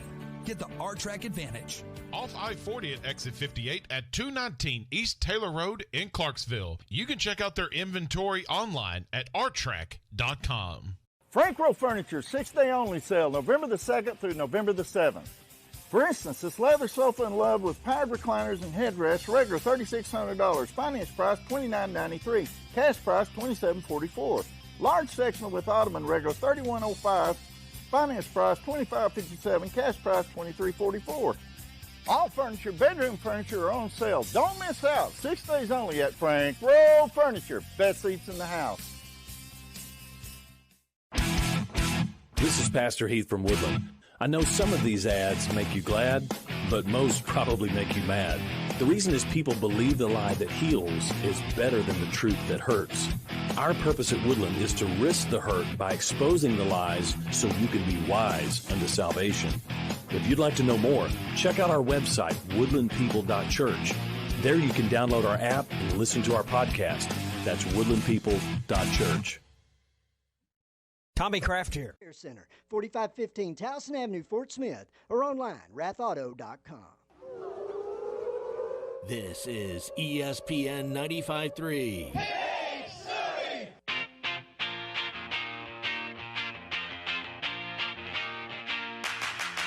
You're listening to Halftime with Phil Elson, Matty T, and Matt Smackdown Jenkins. Make sure to follow Halftime on Twitter at HitThatLineAR and on Facebook and Instagram at HitThatLine. Follow the guys on Twitter at Phil Elson PXP, at Matt Travis, and at Matt Jenkins 44. The best bad decision I ever made. Now, back to the guys. Here's Phil Elson, Matty T, and Smackdown. Those numbers I gave you on John Lester's bar tab were preliminary because that was through Sunday morning. They kept buying the beers throughout all Sunday afternoon and evening, of course, with football. There's plenty of fans in Chicago that were watching football at these 4 bars. So here was the final total of Lester's bar tab between Friday and Sunday: $47,094.90. Of which just over $16,000 was the gratuity. So I don't think it was $8 a beer. It must have been close, like maybe $6 or $6.50 maybe. Yeah. These were Miller Lights that he bought. Like seriously, there shouldn't be any place in America other than a sporting event where a Miller Lite is $8. But still, I mean, almost $32,000 on the actual beer, and just over $16,000 in the tip. So this will make me a fan of his. This reminds me of like the stuff Rod Beck used to do after he left the Chicago. Heck, I think it was while he was still playing for the Cubs, and they demoted him to AAA. He lived in a trailer, like in an RV, and parked it in the parking lot at the AAA ballpark in Iowa City or in Des Moines, and would welcome fans into the RV and have beers with them. They never had to pay for their beers. It was just them and Rod Beck. So John Lester and Rod Beck are kind of like could have been partners in crime. I think Beck passed away a few years ago. Anyway, but I did appreciate the math done by JT. Also, we got a text here from the 479. One of our listeners thinks I'm being serious about this food truck that I said I would open at Lake Fayetteville. Were you being? You were serious, weren't you? This Mexican pizza that I'm going to create tonight at home and perfect the recipe. He says he's been listening to the show all the time, and I certainly appreciate that. But sooner or later, you might figure out when I'm being sarcastic, because let's say this, I can cook a little bit. I would put a sign out in front of my own food truck that said, "Are you sure you want to buy here?" So yeah, I don't think I was being totally serious there. I'd buy from it. I'd buy from it. Sorry to interrupt the go ahead. Conversation. Felipe Frank's return to Florida will be a 6 o'clock game on ESPN in 2 weeks. Oh, wow. All right. So there you go. So this just another night game, 3 straight night games. Which means, hey, we got we're doing the late postgame show on Saturday, Hog Reaction. Might get off the air at 1 o'clock. It might have 2 weekends in a row with that. So brew yourself a nice hot pot of 6 o'clock in the evening coffee, Smackdown, because we are going to need it. I've already told Maddie I'm gonna go to Starbucks or something before that and get like 2 or 3 big ventis and have 2 backups ready to go. And I got a microwave in the kitchen over here, so I'll be ready to rock and roll. I'll be ready to rock and roll when we go live at about 11 o'clock. Stay up all throughout the entire day Sunday too. Take a nap. That's an idea too. So yeah. Good. Some other news involving Arkansas sports over the weekend. You just got the update from Arkansas, Florida. Don't forget, SEC Network televises this game against Tennessee, 6:30 You got the A team on the SEC network for that game. It's Tom Hart, Jordan Rogers, Cole Kubelik. We expect to have Tom Hart on the show either Thursday or Friday. Also, Bob Kessling, who's the longtime radio voice of Tennessee football and men's basketball, will be coming on the show on Thursday. CBS Sports reported Arkansas basketball will open the season with Mississippi Valley State the night of November 25th. I know the women's team plays that morning, so the men will play that night, which is usually the way they open the season, except that usually happens the second Friday of November, not the day before Thanksgiving. So they also confirmed another game that Arkansas is supposed to play in, and this is interesting because, this idea of trying to host regional events, not just in Fayetteville, but in other college campuses across the country. It looks like the Hogs are going to do that. The weekend of Thanksgiving, North Texas is coming in for what CBS Sports called a 3-team event in Fayetteville at Bud Walton Arena. Don't know what the other team will be. I thought I saw I'll look it up here. But, yeah, it'd be a little round robin. They play each other and get a couple games, start the season at home. 2 other confirmed games for the Razorbacks are UCA December the 12th and, of course, Oklahoma State on the road January 30th. Speaking of UCA, the day after the men play UCA for the first time since, the 40s, the women's team will play UCA for the first time since 1978, December 13th at Bud Walton Arena. It's a pretty good program. Sandra Rushing runs there in Conway, so expect that to be a good game. One last note on Arkansas athletics. Women's cross country won their 8th straight SEC title Friday in Baton Rouge. Yeah, and so the dynasty continues. And the men won too. Don't forget that. And the men won too. Soccer won, and they won the West again and got a double bye. And it's North Texas who the other team is. Well, we just mentioned North Texas. What's the other team? Mississippi Valley State, North Texas. So Arkansas plays Mississippi Valley State on the 25th. North Texas, Mississippi Valley State on Thanksgiving. And then on Saturday, it looks like came out on Saturday afternoon or whatever, the North 8th, which would be Saturday. All right, SmackDown. How'd we do this weekend in our pick? We all did pretty well. Maddie, let's see here. We all got a point, obviously, for Maddie got a point for picking Arkansas to cover, and he picked Arkansas to win, so we gave him that for covering. And then let's see, Maddie got a point. He was the only one of us that picked Auburn to beat LSU. I don't know if Maddie, did you think they were going to win that much? No, I was just trying to pick the opposite of you guys on that one. Gotcha. Okay. I told you. I think because that's I remember telling him this is how you make up ground by going against the other two. This is sort of like a strategy for the Showcase Showdown in Price is Right. You got to go against the opponents, and that it worked for you there, Matty T. We all got a point for picking Ohio State to beat Penn State. Ohio State came away victorious in that one, 38-25. We all get a point for that. We all got a point for picking Michigan State to cover, though I don't think we necessarily thought Michigan State would actually beat number 13th ranked Michigan 27-24. And, guys, if that seat's not hot for Jim Harbaugh right now, I don't know how hot it's got to be feeling after losing that game. Oh, well, wait until what happens when they go play Ohio State and get run off the field. That's going to be amazing. Can we already anoint Ohio State as Big Ten champions? Easy. Like Wisconsin might not get on the field again. I say that tongue-in-cheek. Penn State, might be second or third best. Michigan's not going to be able to contend with them. It's Ohio State's league. Just put them in the CFP already. They're already in it. I agree completely. We're going to get into some NFL news coming up here in the next segment, but the Steelers beat the Ravens, like we previously mentioned, 28-24. Phil got a point for picking the Steelers to cover. Guys, I think I should get a bonus point, though, for picking the Steelers outright. I really think I should, but I only gave myself 1 point for that. But there's that. The Seahawks beat the 49ers 37-27. Me and Phil get a point for that one. Matty, you had San Francisco winning that one. We all got a point for picking Thug Nasty to beat Andre Fili. We all got that one. Here's Thug Nasty post-match. Ladies and gentlemen, after 3 rounds, we go to the judges' scorecards for decision. The judges score the contest 29-28, 30-27, and 30-27 for the winner by unanimous decision, Bryce Thug Nasty Mitchell. I am here with the victorious Bryce Mitchell. 5 wins in a row and probably your toughest opponent to date. I know you were critical of your own performances so far, but you got to be happy with that one. No, brother. I do better in the gym. Yeah, just a lot of that I got to work on. At least he's honest. You got a lot of you-know-what to work on heading into the next match.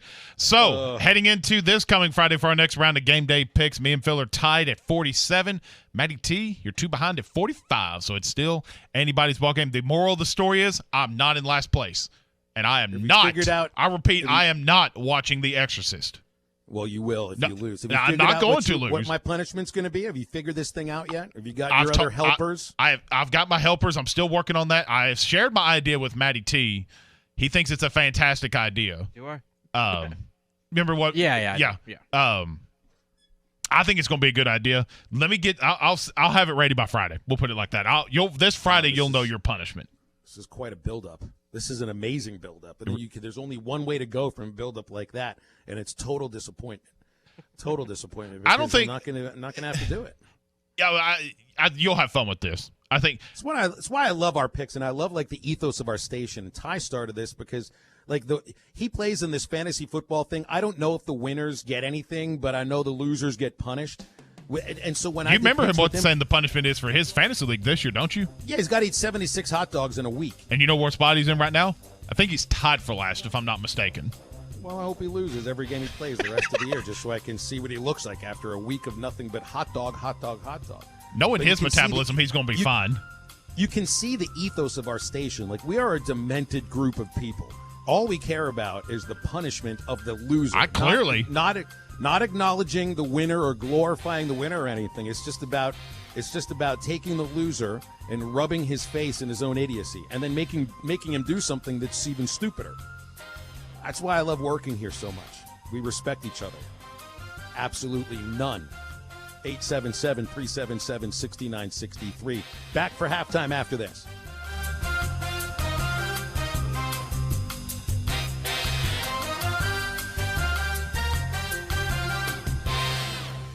The all-new Wheels RV in Northwest Arkansas wants you to get out and explore this fall. Wheels has the luxury brands you can depend on to keep you camping. Brands like Grand Design, Alliance, KZ, and the all-new solar-powered Vibe. And with a lifetime warranty on every new unit and a mobile service shuttle, you can relax and know that your RV will stay like new year after year. Wheels RV, 5 miles west of exit 72 off I-49 in Springdale. Seek, explore, discover with Wheels RV.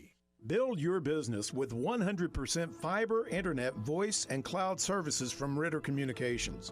Whether you're a one-man woodworking shop who needs fast, reliable internet complete with TV service, or you're a construction enterprise needing managed voice and networking to connect your multiple sites, our helpful, Arkansas-based team will create a custom solution for you. Visit RitterBusiness.com or give them a call at 888-336-4249 to learn more.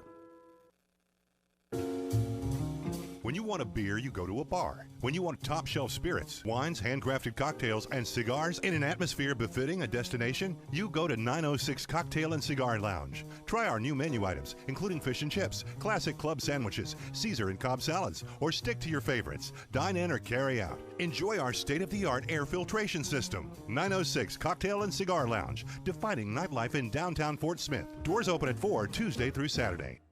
Do you have sleep apnea? Are you tired of dealing with a CPAP every night? The noise, the constant cleaning, your wife telling you she can't take the noise anymore. Dr. Bo Sparkman at Family Dental Care of Fort Smith can help you with sleep apnea with a custom dental appliance that allows you to get rid of that annoying CPAP. Dr. Sparkman has years of experience and has treated hundreds of patients just like you. Call for your appointment today, 785-1419. That's 785-1419. Get rid of your CPAP with Family Dental Care of Fort Smith.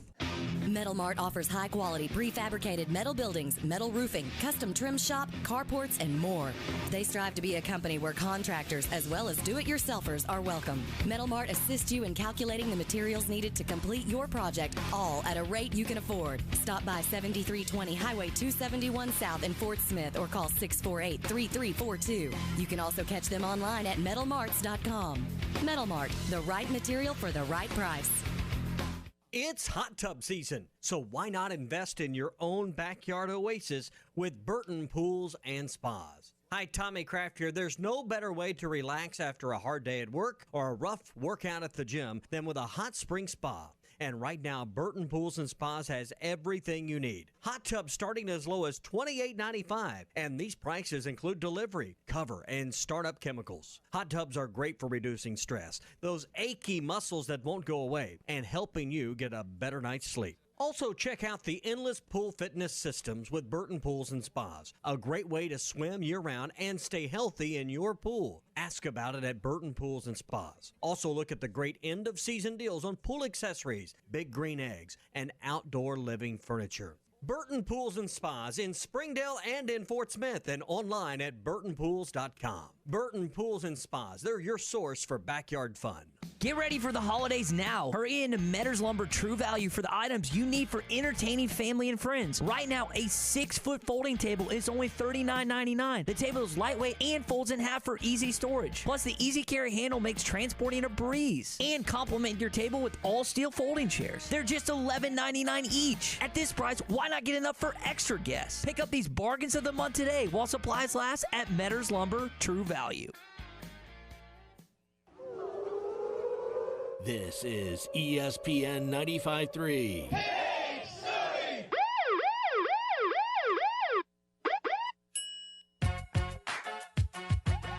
You're listening to Halftime with Phil Elson, Matty T, and Matt Smackdown Jenkins. Frank's going to throw into the end zone. Got a man. He's there. It's caught. Did he keep his feet down? He did. Touchdown, Arkansas. Touchdown, Arkansas. Traylon Burks. And the Hogs are on the board. The Morning Rush, Halftime, Ruskin and Zach, the Hog Talk Podcast. Fantasy Football Sunday and Primetime Preps, all available on the Hit That Line Podcast Network. Just type Hit That Line wherever you listen to podcasts. Our podcasts are on iTunes, Spotify, SoundCloud, hitthatline.com, Anchor, TuneIn, Stitcher, and Google Play. Well, COVID tests coming through now around the NFL. And the biggest name that has tested positive is Marlon Humphrey, all-pro cornerback for the Ravens. He was on the field for every defensive snap in their loss to Pittsburgh on Sunday. Steelers all got negative tests that came back this morning, so no transmission from Humphrey to anyone with Pittsburgh. A couple of Arizona Cardinals have tested positive.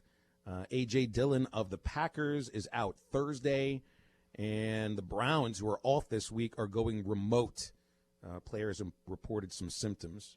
Also, Jason saw news coming from Lane Kiffin from Ole Miss's practice. What's the name of this kid who got injured? This is a bad injury that's happened in practice. And DeMarcus Thomas injured, and they had to call a helicopter into Oxford at practice this morning. So gosh, that's no good. That's no good. Never want to hear about a helicopter coming to take a player off of a football field. That's frightening when you think about it. All right, some stuff going around the NFL. Good games this weekend, SmackDown. None better than the Steelers and the Ravens. Pittsburgh now taking full control of the AFC North with Cleveland losing to Vegas. Ravens take their second loss. The Steelers now have a 2-game lead in the AFC North. And I know you say that they are front runners for the AFC's bid to the Super Bowl. I would still put Pittsburgh and Kansas City on the same level. They don't match up to I think Kansas City's still better than Pittsburgh. They got too many weapons, too many places they can go. Well, Pittsburgh's got a lot of weapons too, but Roethlisberger did not play very well yesterday. Well, I think for me, it's when you come down to it, if you're able to slow down Lamar Jackson, and they really didn't. I'll play this audio when they closed the game out on that 4th and 3 play, and they just stuffed him right at the goal line, or not the goal line, but inside the 10-yard line. That goes a long way. And if you're able to slow him down, that Pittsburgh defense is going to be for real. I agree. Like the Kansas City defense probably is a safer choice to go with, but I don't know if you're the Steelers right now. You got to be sitting pretty right now because next week they've got the game of the year. They take on the Dallas Cowboys. So I mean, Dallas is going to give them the game of their life next week. Gosh, I can't wait to see what the line is on that game. One of the things about Pittsburgh's win is that 2 undrafted free agents came up huge at big moments. This Robert Spillane, who had the pick 6 on Baltimore's first drive, and then later on. Made a few really great plays at linebacker. Good run stuffer. Made a couple of nice plays on pass defense aside from that pick 6. You had a nose tackle in Isaiah Buggs. he wasn't even active for the week before. But with Tyson Elijah injured, Buggs went out there, and he wasn't good at first, but, man, he was the one who made the tackle on that 4th and 3 against Lamar Jackson. And Pittsburgh rookie linebacker Alex Highsmith made that big interception early in the second half, which kind of turned the game around, because up until that point, Baltimore was imposing their will on the Steelers, and that interception totally turned it around. When you look at the schedule, they got the Cowboys coming up. They go 2 Cowboys. They got the Bengals, Jaguars. You play the Ravens again in Week 12. Guys, the rest of the season, I mean, Pittsburgh's sitting at maybe like a 12-3 record, 11-4, 14-2. I mean, you got a good chance here.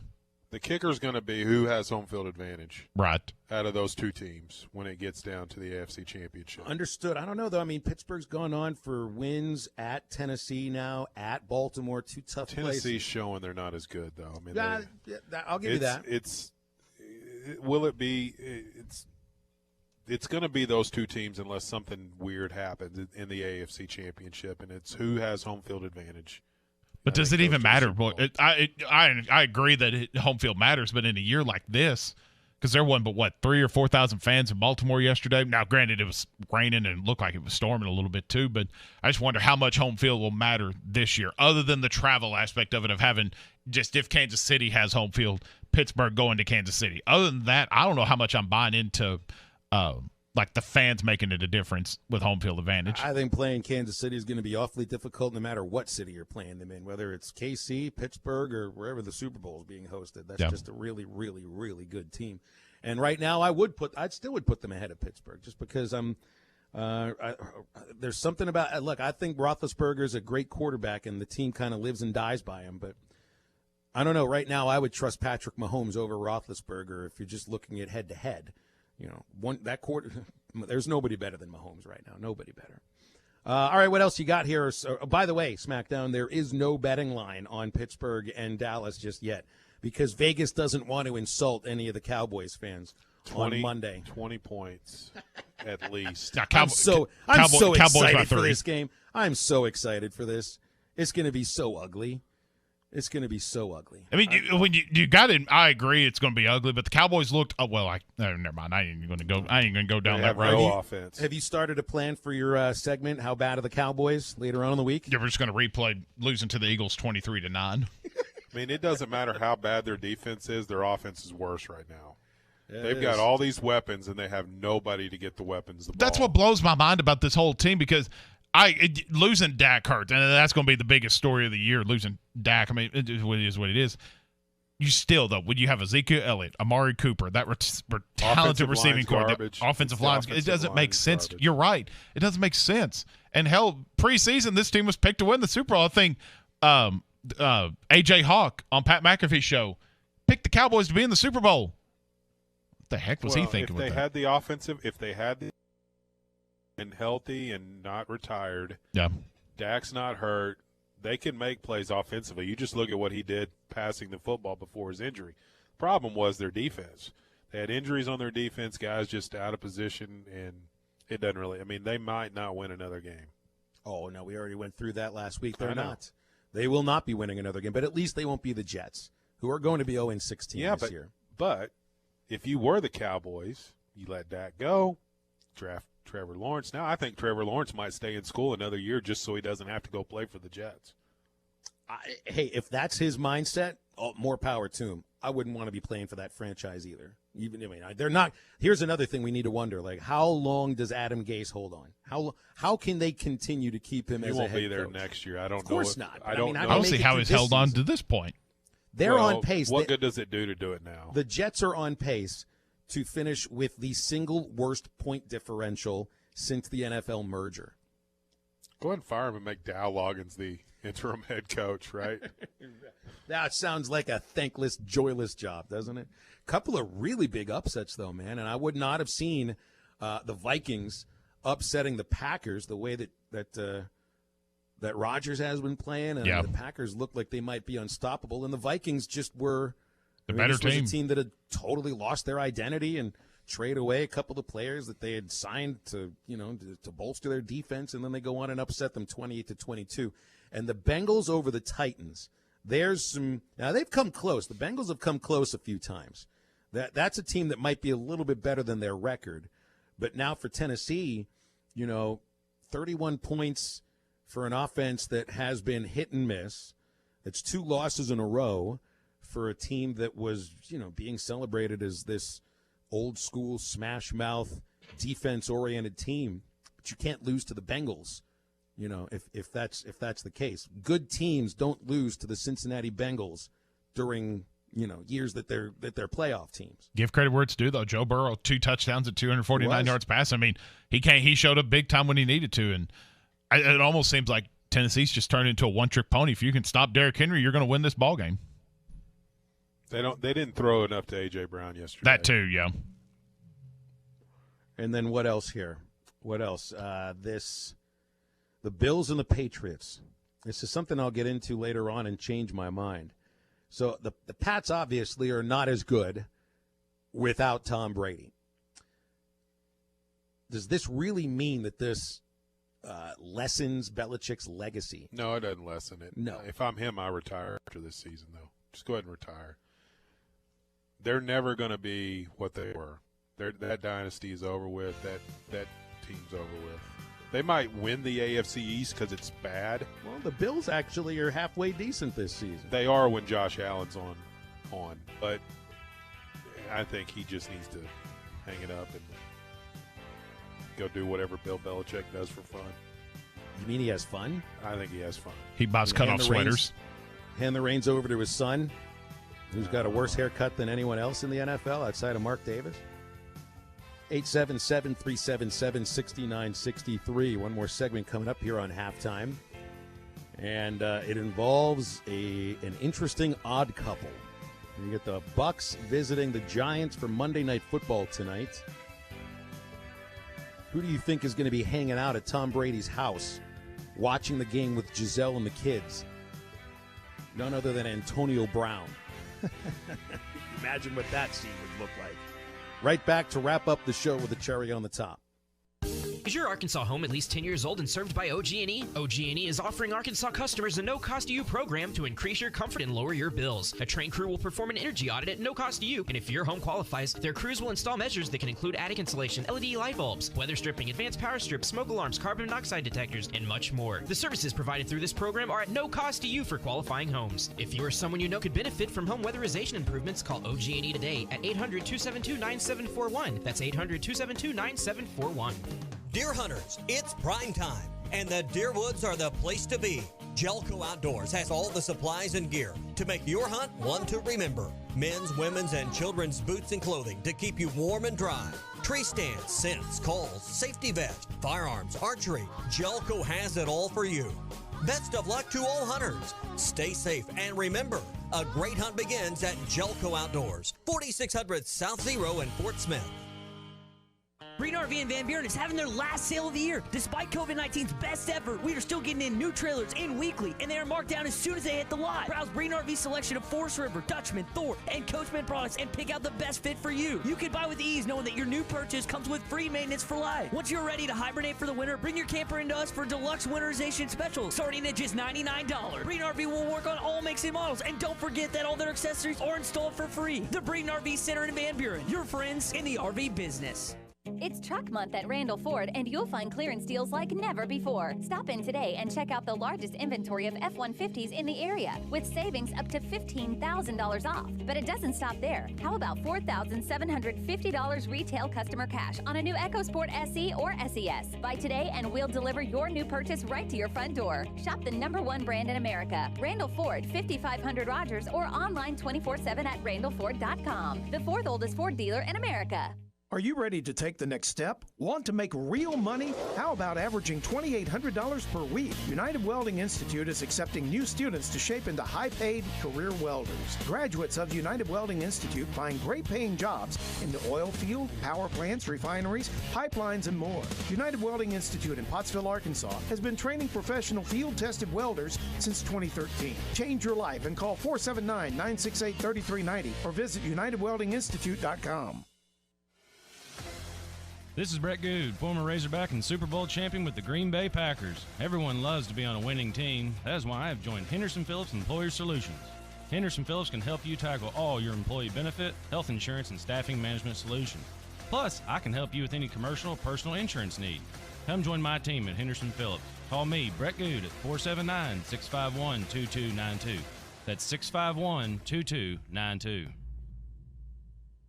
Hi, I'm Kelly Smith, owner of Dixie Digital Imaging. Would printing from your phone or tablet make your life easier? Are you emailing files to yourself so that you can print them from your desktop or laptop? The Xerox VersaLink and AltaLink lines of network printers and multifunction printers will natively print using your phone's built-in capabilities. Apple AirPrint and Google Cloud Printing just work. To order yours today, give us a call at 783-6600 or visit dixiedigital.com. Dixie Digital Imaging, bringing document innovations to the River Valley.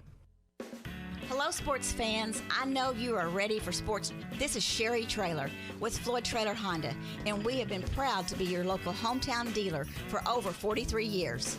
Come out and see us at 3200 South Zero Street and see all of our models we have in stock. Or give us a call at 479-434-5975. And you can check out our full inventory online at trailerhonda.net. And remember to please buy local. This is ESPN 95.3.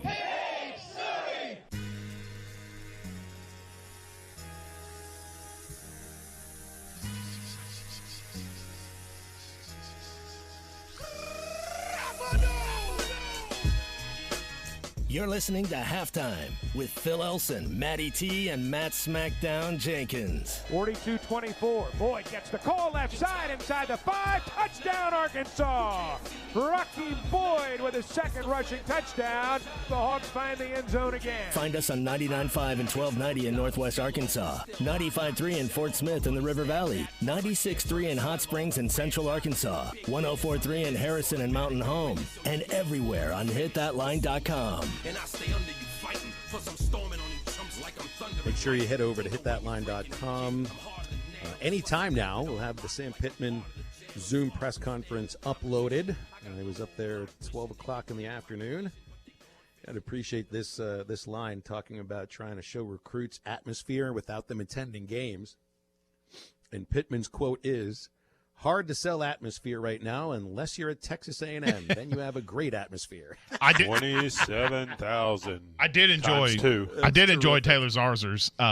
They announced the attendance on the air, and it was like, well, they announced a $27,000 attendance, but does it really sound like 27,000? Yeah, they must have been able to give everybody an extra voice box. It looked like a pretty good atmosphere as far as having a half-filled stadium is concerned, that you lied about it and said it was a quarter filled. But yeah, I'll say this too. I don't think that had anything to do with Arkansas losing at Kyle Field. Really don't. So, and they do lead the nation in attendance, right? Even with the fake numbers. And we make fun of the fake numbers even at Arkansas. You can't trust any of the numbers you see from attendance these days. Though I do wonder what the attendance will look like this Saturday at Reynolds Razorback Stadium. 16,500. Still going to be the same? I mean, they haven't been able to up the percentage at all? Yeah, it's state by state. 16,500. Give or take a few on the downside, probably. If there's a way to sneak another 5,000-10,000 in there like the Aggies did. I know you got a smaller stadium, so you don't have as many nooks and crannies to hide them in, but yeah, maybe it could be some. There's always been this. One of the great things about running a sports franchise, or being in the administration for athletics, you can always be creative with your attendance numbers. Always. Yeah. This year, though, they have not fudged on that. No, and hey, good on them for doing that. A&M can't be surprised. Really can't. My be bigger surprised. issue with that was because Mike got criticized last Monday about something when he said that. And then you go back and look at the video from the Florida game, and the guy's talking about how we take COVID seriously and all that, because that was their whole thing. We take COVID seriously. And you got guys all throughout that stadium not social distancing and not wearing masks, right? So if you're supposed to take it seriously, that's what you would do, right? But the student section, that entire student section is shoulder to shoulder. Oh, yeah. You see the core all together, many of them not wearing masks. So absolutely. No, I don't think they're taking it seriously at all. Not at all. I think Arkansas is taking it much more seriously. All right, I mentioned about this odd couple. So Tom Brady personally vouches for Antonio Brown to be the next I can't say past his prime. He probably is. I mean, he is past his prime. But to be the next past his prime NFL star to join the Bucs. But he's serving an 8-game suspension. He can't travel to New York for the game tonight. And he does not have a place to live yet in the Tampa Bay area. Now, remember, Brady is currently renting Derek Jeter's mansion on, I forget the name of the island, right there in the Bay. This is an 8-bedroom, 16-bathroom mansion. I'm assuming Giselle is there sometimes. You know, when you're a worldwide model, you know, you don't always stay home all the time, right? Even during a pandemic. Brown is living there now. That's where he is laying his head and putting his feet up until he finds a place of his own, or until the Bucs realize that maybe they brought on somebody that's a little more volatile than they would have expected. Though if I'm Brown, I mean, you just, what was it, just like 10 months ago, plead guilty to felony burglary and a couple of other misdemeanors. So if I'm him, I don't even leave the house. I just stay on that couch, talk with Giselle and the kids, watch Tom Brady and the Bucs roll up the Giants tonight. Now, that's an odd couple if I've ever heard of one. Because, I mean, Antonio Brown in the last 3 years has melted down in a way that I can't remember any other professional athlete doing in such a visual way when he was still at the top of his game. I mean, when he was traded from the Steelers to the Raiders, he was still one of the best, if not the best, wide receiver in the NFL. He's played one game since, caught a touchdown with Brady, and has been out essentially for 2-3 years now. Brady, and I mean, you could say what you want about Tom Brady, but the guy looks like a milk drinker to me. You know, I mean, takes care of his body more than probably anybody else in the NFL, and is a family man and all of that. It just this doesn't mesh. This doesn't mesh. But you can see Brady's doing everything he can to keep Antonio Brown in check because he would love to have that weapon available for him. Of course. The GOAT needs talent around him, right? And what better talent than one of the best receivers at his prime in the game? So he needs some guidance. Brady's going to provide that, and I think it'll work out. And you add another weapon to all those weapons they have in Tampa. Well, as long as Bruce Arians takes away Brown's cell phone, because remember what got him in trouble after that game with the Patriots was he sent some pretty scary text messages. Mental illness is a real thing, and head injuries again are real, and you can thank your Steelers for that, right? Well, you know what's crazy when you think about this. Like, I remember the playoff game against the Bengals. What was this? 5 years ago, 6 years ago, when Vontae's perfect. I mean, absolutely, practically took Brown's head off, and he hadn't been the same since. Nope. From that moment, he has been an extremely. He was still very productive for a year or two after that with the Steelers, but he changed. He totally changed. I mean, that was a severe head injury from that hit, and he hadn't been the same. But maybe you get him around the right people. Tom takes him in as his kid and takes care of him and gets him right, and they win some football games. If I'm Giselle, I'm nowhere near the house when Antonio's there. Like, he's got a pretty bad history with women does, right now. But I think Tom can kind of mold that, and there's still a playoff possibility, and never know. That piece could be a piece that gets them where they want to be. But if this works, you got one of the most dynamic, like you just said, Jason, one of the most dynamic receivers in recent memory on your squad now. You have an okay running back in Ronald Jones, but if you put Mike Evans, Chris Godwin, Antonio Brown, and then you add Gronk in there, I mean, those are four pretty solid receiver options to go with a decent running game. Did they not add Leonard Fournette? Yeah. Yeah, but he's kind of – I think Jones is a little better than him right now, but you still have a 1-2 punch there that you can rely on here and there. But it's the passing game, which is the big deal for him, and having those options at receiver opens things up for him. Hey, SmackDown, we got to make sure that we remind everybody to enter the Hardee's Lunch Bunch contest at hitthatline.com. Come Thursday, we're giving away free burgers, free thick burgers to a lucky company. Only one way to do it's going to hitthatline.com. Click on the Lunch Bunch button. You can enter once per day, every day, and there will be a new winner this coming Thursday. There's a new winner every week right here on the Halftime. So head to hitthatline.com. Get registered today. You can win lunch for your office group, your job site, you name it. Hardee's in Northwest Arkansas in the River Valley will get you under control. Jason, you need to do this for your crew. Yeah. Head to hitthatline.com. You guys don't eat enough. Head to hitthatline.com to find out more information. That's brought to you by Hardee's in Northwest Arkansas and in the River Valley. By the way, I really liked Mike Irwin's facial expression when he dressed up as Dave Van Horn. That for was Halloween fantastic. On Saturday. He really did. It looked so. Dave, I think he was trying to mimic Dave's facial expression, which was, "How could you call that a strike?" And the look on Mike's face was more like, how did you miss that sign? I saw a little discrepancy between the two looks. I think he did a good job with the power stance, too. I really tried to work on that with him. So, you can't dress like Dave Van Horn without doing the power Well, stance. he actually – so Clay Goodwin helped us out, and he gave us pants. And one of the two options was Dave Van Horn's actual BP batting top, but it was a little smaller than – what Mike needed, so he had to wear just another one. But he did wear Clay Goodwin's pinstripe pants, and almost had Dave Van Horn's batting practice top on. So it was pretty close. That's awesome. A couple of trades have come through here in the NFL. The Titans have acquired defensive back Desmond King from the Los Angeles Chargers for a 6th-round pick.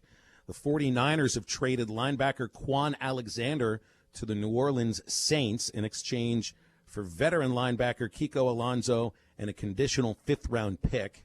Maybe that means good things for Dre Greenlaw. I would assume so, yes. And the Steelers did make a deal yesterday. Can you imagine being Avery Williamson, a linebacker, to be traded from the 0-7 New York Jets to the 7-0 Pittsburgh Steelers? I think he was out on Broadway hailing a cab in his Jets uniform. I mean, that was a great photo.